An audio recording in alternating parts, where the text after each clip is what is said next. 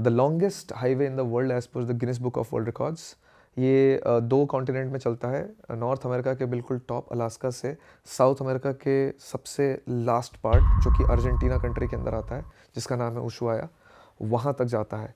सीधा सीधा अगर आप स्ट्रेट ड्राइव करोगे रास्ता तो करीब 55,000 किलोमीटर आता है ये।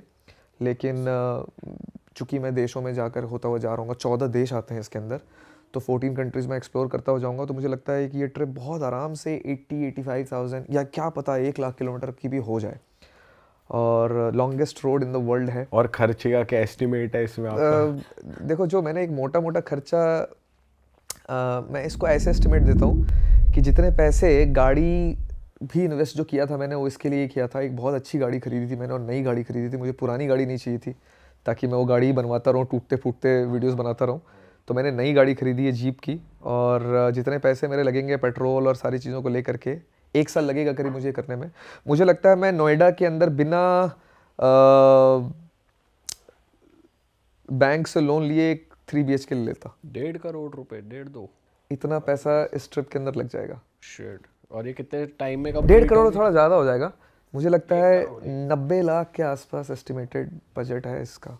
अच्छा। बट अब मुझे लगता नहीं है कि हमें पैसे में बहुत ज़्यादा बात करनी चाहिए, क्योंकि मैं जनरली पैसों की बात करता नहीं हूँ। तो बट हाँ भाई, पैसों की बात हम भी ऑडियंस के लिए करते हैं, क्योंकि अगर देखो लोग मोटिवेट होते हैं ट्रैवल करने के लिए, और थोड़ा आइडिया उन्हें पता होना चाहिए कि भाई 40-50 लाख की सिर्फ गाड़ी है, ठीक है। मतलब मेरे को सीधी सीधी गाड़ी पड़ी थी 40 लाख रुपए की, आप समझ लो, और उस पर 10 लाख रुपए का मैंने सामान डाला है, ये वो बैटरी और पानी और मेरा रूफटॉप टेंट है, बहुत कुछ है उसके अंदर, तो स्टारलिंक है, बहुत कुछ है, तो 10 लाख रुपए का सामान ऊपर से हो गया। पेट्रोल 55,000 किलोमीटर मेरी गाड़ी एवरेज देती है 6 का, ठीक है, 1 लीटर में 6 किलोमीटर जाती है, 4x4 है, हैवी गाड़ी है। तो आप पेट्रोल ही कम से कम आपका बहुत ईजिली आप समझ लो कि आपको 1 किलोमीटर का 12-13 रुपये पड़ जाता है, जो मैंने मोटा मोटा एक्सपेंस लगाया हुआ है। तो 80,000 किलोमीटर 12 से कर लो, 10 से 12 लाख रुपए का तो आप खाली पेट्रोल खर्च कर दोगे। सही बात है। ठीक है, उसके बाद वीज़ाज़ हैं, इंश्योरेंसेस हैं, होटल्स हैं, हॉस्टल्स हैं, एक्सपीरियंसेस हैं, फूड है। 1 साल चल रहा हूँ, एक आराम से 50,000 से 80,000 रुपये के बीच में खाने का खर्चा आ जाता है एक आदमी का। हाँ। 1 साल में ट्रिप खत्म होगा, जिसमें से ऑलरेडी 2-3 महीने निकल चुके हैं। 1 साल में ट्रिप खत्म होगा, 1 साल में कितना 6-8 लाख रुपए खाने का हो गया, तो हो जाएगा। ये सब मैंने एक मोटा मोटा एस्टिमेट लगाया है कि इतने पैसे तो भाई जितना एस्टिमेट लगता है उससे ज़्यादा ही खर्च होता है। हाँ। पर कैसी चल रही है भाई अभी तक ट्रिप? अभी तक आप कहाँ से शुरू हुए, कहाँ तक पहुँच चुके तो मैंने अलास्का से शुरू किया है। लास्ट मैंने आपको बताया था कि मैंने टोरंटो से अलास्का किया था, तो वो अलास्का के बाद मेरे को वीज़ा रिन्यू कराना था अपना US का।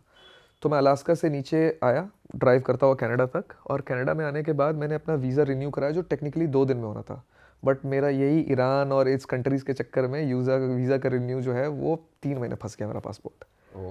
और 3 महीने तक में वो अक्टूबर से दिसंबर जनवरी आ गया। हाँ। पूरी बर्फ़ पड़ गई, और वो बर्फ़ में जो मुझे कनाडा में एरियाज कवर करने थे, वो करने के लिए मुझे विंटर टायर लगवाने पड़ते, और उतने अच्छे से मैं कवर भी नहीं कर पाता। तो भाई मेरी गाड़ी जो है वो 6 महीने मैंने एयरपोर्ट पे ही छोड़ दी। एडमिंटन जो शहर है कनाडा का, हाँ। वहीं पर 6 महीने से मेरी गाड़ी खड़ी थी, और 6 महीने के बाद मैं वहाँ पे पहुँचा, और इस ट्रिप को मैंने वहाँ से रिज्यूम किया है, जिसमें पहले 2-3 दिन तो मुझे एक्चुअली गाड़ी का बैटरी डेड हो गया था। ऑब्वियसली 6 महीने खड़ी थी, और स्टार्टिंग के 2-3 महीने ठंड थी, -25 -30 गया था टेम्परेचर, तो ऑफकोर्स बैटरी ख़त्म होनी थी। लेकिन अच्छी बात यही है कि नई गाड़ी है।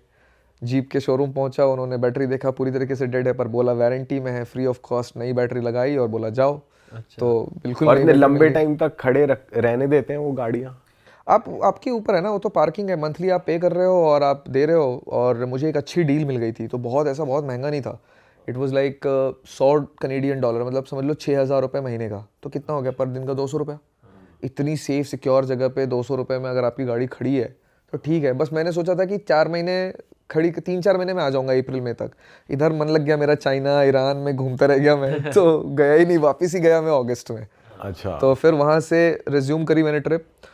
उसके बाद पूरा रॉकीज़ किया, जिसको सबसे खूबसूरत हाईवे इन द वर्ल्ड कहते हैं, क्योंकि वो इतना खूबसूरत है, 100-150 किलोमीटर। उसको बहुत मोस्ट ब्यूटीफुल हाईवे कहा जाता है, क्योंकि चारों तरफ से वो पहाड़ों से घिरा हुआ है और बीच में बिल्कुल हाईवे जा रहा है। वो हमने किया। फिर हम वहाँ से पहुँचे वैंकूवर, जहाँ पे ड्रग लीगल हो गया है। अच्छा। मैथ, कोकेन, सब लीगल वर्ड गलत होगा, तो वो गवर्नमेंट डीक्रिमिनलाइज्ड ही हो दे गया। रही है ना उनको, ताकि वो कर रहे हैं तो कम करें, कम करें, कंट्रोल कर सकें उसको हम, मतलब लीगल वर्ड गलत होगा, डीक्रिमिनलाइज्ड हो गया है, ऐसा एक कह सकते हो आप, कि आपको अगर आप ये कर रहे हो तो आपको जेल नहीं होगी और मिल भी जाएगा आपको। तो ये Legally आप recently हुआ source है कर अभी? सकते हो। हाँ, मुझे लगता है 2 साल हो गए, ठीक से 1 साल से मुझे पता है, शायद 2 साल हो गए ऑन पेपर हुए। तो I think it's the only place जहाँ पर मैथ और कोकेन, पता नहीं क्या क्या ड्रग्स के नाम होते हैं, जो भी ड्रग है, हार्ड ड्रग जो भी होता है, वो सब वहाँ पर मेरे ख्याल से लीगल है। और उसकी वजह से ज़ॉम्बीज़ जो दिखाई देते हैं वो वैंकूवर में भर भर के दिखाई दे रहे थे, अच्छा, बहुत थे। और अच्छी बात लेकिन एक थे ना कनाडा के साथ, कनाडा बड़ा सेफ है, वहाँ पर लोग ना बहुत जल्दी एग्रेसिव नहीं होते हैं। तो जैसे अनलाइक अमेरिका, अमेरिका में बहुत जल्दी एग्रेसिव हो जाएंगे, लड़ाई करने लग जाएंगे, या फिर आपके लिए अनसेफ हो सकते हैं वो। ये कनाडा के अंदर भी है लेकिन बहुत कम है। तो आप वो ज़ॉम्बीज़ वाले रोड पे वॉक करके निकल जाओगे ना तो भी आपको कोई टोकेगा नहीं और आप जा सकते हो। तो मैं वहाँ से होकर के गुजरा, आपको डर लग रहा था? नहीं लगा एक्चुअली, मुझे डर नहीं लगा। लोग घरों के बाहर बैठे हुए हैं ऐसा है, या फिर स्ट्रीट है, लोग उसी पर रह भी रहे हैं, अपने अपना बोरिया बिस्तर भी डाल रखा है, टेंट वेंट भी डाल रखा सभी ड्रग ही एक स्ट्रीट पे आके वहीं पे लाइक अ ज़ॉम्बी वहीं रहते हैं। है। और वैंकूवर का वेदर बड़ा अच्छा है, बाहर भी रह सकते हो आप, काफ़ी वार्म होता है compare to every other part of Canada. खैर मैं तो जब गया था तब समर ही था, खैर पीक समर था, तो उस वक्त और अच्छा था वो।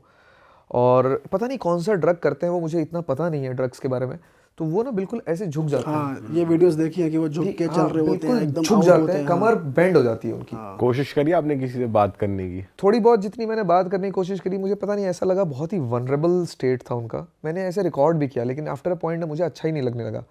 तो मैंने वो नहीं किया रिकॉर्ड। मैं बहुत आराम से रिकॉर्ड कर सकता था और कोई भी कर सकता है, वो इतना ज़्यादा एक्सेसिबल है ना कि कोई भी जा करके रिकॉर्ड कर सकता है और बहुत सारे लोग ऑफेंड भी नहीं होंगे क्योंकि उनको पता ही नहीं चल रहा क्या हो रहा है, ठीक है। लेकिन पता नहीं, वो थोड़ा मुझे ऐसा अच्छा सा नहीं लगा। मुझे ऐसा लगा ना बहुत ही वनरेबल स्टेट में मैं दिखा दूंगा किसी को, तो मैंने वो पता नहीं वो एपिसोड में मैं डालूंगा कि नहीं डालूंगा। डालूंगा भी तो शायद मैं फुटेज यूज़ करूंगा कि नहीं करूंगा, मैं इस पर क्वेश्चन है मेरे दिमाग में अभी। लेकिन आपको ये देखने और समझने को मिलता है कि आप जब ड्रग को लीगल कर देते हो तो आपके शहर का माहौल कैसा हो जाता है। अब या फ़र्ज़ करो कि वहाँ से कोई बच्चा अपने मम्मी पापा के साथ गुजर रहा हो, क्योंकि वो मेन स्ट्रीट है डाउनटाउन का। ऐसा नहीं है कि आप कहीं भी जाने के लिए आप हमेशा ज़िंदगी भर उस स्ट्रीट को अवॉइड ही करते रहोगे। तो क्या इम्पैक्ट पड़ेगा उस बच्चे के ऊपर, वो क्या देख रहा है, अपने नेबरहुड में क्या होते हुए देख रहा है। और उस पूरे स्ट्रीट पे ऐसा नहीं है कि अगल बगल या एकदम आजू बाजू की स्ट्रीट में कोई रहता ही नहीं है, रहते हैं यार, लोग हैं, घर हैं, बड़े बड़े टावर्स बने हुए हैं, लोग रहते हैं उसमें, तो दिखता। और ये जो इतने ड्रग्स करके बैठे हुए हैं, कौन सी एज ग्रुप के लोग होते हैं जो इतने इसमें ऐसे? मुझे सब दिखे थे, लेकिन यंग क्राउड में कहूँगा कनाडा के अंदर कम था। यूएस के अंदर भी मैंने अभी उसी ट्रिप में, फिलाडेल्फिया में है ना बहुत से ऐसे ज़ॉम्बी स्ट्रीट्स जहाँ पे लोग ड्रग करके पड़े बट होते हैं। फिली में जो है वो सिर्फ फिली में नहीं है। ओके। वो किसी एक यूट्यूबर ने उसके बारे में बना दिया तो बाकी लोगों ने भी जाकर के बनाया। वो फिली में भी है, वो एलए में भी है, वो सिएटल में भी है, वो आपको हर जगह ही मिलेगा। जो भी थोड़ा भी इजी गोइंग कंट्रीज़ है ना, स्टेट्स हैं जो थोड़े लिबरल हैं, हर जगह पे आपको मिलेगा। इसलिए लिबरल्स को बहुत ज़्यादा ये राइट विंग वाले पसंद नहीं करते हैं। जैसे यूटा है, वो एकदम राइट विंग वाला है। वहाँ तो लोकल लोगों को 11 बजे के बाद, मॉर्मन्स कहते हैं उनको, एक टाइप ऑफ क्रिश्चियंस हैं, एक काइंड ऑफ, उनको रात को 11 बजे के बाद दारू ही नहीं मिलती है। और अगर 7 बजे भी आकर के बैठ गए वो, तो उनको क्या पता है, कुछ लिमिट है कि 3 पैक से ज़्यादा नहीं मिलेगा। अगर आप बाहर के हो, आपको देख के, जैसे हमको देख के पता चलेगा हम इंडियंस, तो हमको नहीं मना करेंगे। लेकिन अगर आप गोरे हो तो आपको आईडी दिखानी पड़ेगी कि आप मॉर्मन नहीं हो या आप यूट मॉर्मन नहीं हो, वो कैटेगरी के क्रिश्चियन नहीं हो आप, तो ही आपको एक्स्ट्रा दारू मिलेगी। समझ रहे हो? तो वहाँ ड्रग्स मिलना तो एकदम आउट ऑफ क्वेश्चन है। और इसका इम्पैक्ट क्या मिलता है, एकदम शहर क्लीन है, सॉल्ट लेक सिटी एकदम क्लीन है, कोई ड्रग एडिक्ट नहीं, कोई ज़ॉम्बीज़ नहीं, कोई ऐसा एरिया नहीं। लेकिन आप चले जाओ सिएटल, वॉशिंगटन स्टेट था जो मेरा, जब मैंने कनाडा कंप्लीट किया वैंकूवर के बाद मैं पहुंचा सिएटल, वॉशिंगटन, उसके बाद पहुंचा मैं ओरेगन, पोर्टलैंड। ये दोनों बड़ा लिबरल है, और उसके बाद अभी मैं कैलिफोर्निया में हूँ। तो ये दोनों जगह पे, पोर्टलैंड और सिएटल के अंदर, मैं गाड़ी वॉलमार्ट पे लगाता हूँ सोने के लिए। मैं गाड़ी के अंदर ही सो जाता हूँ। बहुत कम होता है कि मैं हॉस्टल्स लेता हूँ ताकि मैं कॉस्ट को थोड़ा कम कर सकूँ। पता है ना, पैसे बहुत ज़्यादा लग रहे हैं तो कॉस्ट कम कर सकूँ। तो मैं पहुंचा था सिएटल के अंदर, एक वॉलमार्ट है, वॉलमार्ट पे मैं गाड़ी लगा के सोता हूँ क्योंकि काफ़ी सेफ़ है। वॉलमार्ट अलाउ करता है कैंपर वैन्स को कि आप हमारे पार्किंग में रात में गाड़ी लगा के सो सकते हैं। सब नहीं करते हैं, ज़्यादातर वॉलमार्ट करते हैं, और आपको ये इन्फॉर्मेशन इंटरनेट पे भी मिल जाएगी। कई सारे ऐप्स हैं जो इन्फॉर्मेशन देते हैं। तो इसी तरीके एक वॉलमार्ट पे मैं सो रहा था, तो शाम को 5 बजे 6 बजे पहुंचा और मैं वॉलमार्ट की तरफ जा रहा था, तो मुझे 5 मिनट पहले 5 मिनट के अंदर 3 चीज़ें दिख गई वहाँ पे। जनरली कहते हैं कि काले लोग करते हैं ड्रग्स, इस तरफ ज़्यादा होते हैं, और हमको जो भी दिखता है इंटरनेट पे, 2 लड़कियाँ अर्ली 20s में होंगी, 22-23 साल की लड़कियाँ, सुंदर अच्छी खूबसूरत लड़कियाँ, और बिल्कुल बेसुध पड़ी हैं ड्रग्स लेकर के। और मेरे साथ एक और बंदा था मेक्सिको का, वो मेरे साथ था, वो ड्रग्स पहचानता था, उसने कुछ वो एक उसमें से एक बंदी थी, वो कुछ कर रही थी, तो उसने बोला ये मैथ है, जो कि सस्ता ड्रग होता है शायद। हाँ। सस्ता ड्रग अगर कोई कर रहा है ना, उससे आपको पता चलता है कि नेबरहुड कितना ज़्यादा खतरनाक है, जितना सस्ता ड्रग होगा उतना खतरनाक नेबरहुड है। तो हम उस दिन रात में वहाँ पे नहीं रुके थे ये देखने के बाद, ठीक है।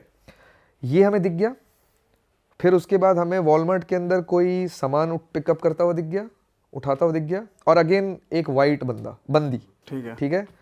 तीनों ही एक्चुअली तीनों केस में बंदी रिलेटेड थी, ये भी बंदी अंदर सामान उठाते हुए शॉपलिफ्टिंग में भी बंदी दिख गई, और जब हम बाहर आए तो मेरी गाड़ी के बगल वाली गाड़ी में ट्रांजैक्शन चल रहा था प्रोस्टिट्यूशन का, अगेन बंदी इन्वॉल्व थी। एंड ये तीनों चीज़ें हमें पहले 5 मिनट में दिख गई सियाटल में, और काफ़ी लिबरल स्टेट है वॉशिंगटन। सो ये पूरा जो माहौल है ना, ये वेस्ट में कनाडा यूएस के अंदर हर जगह पे है।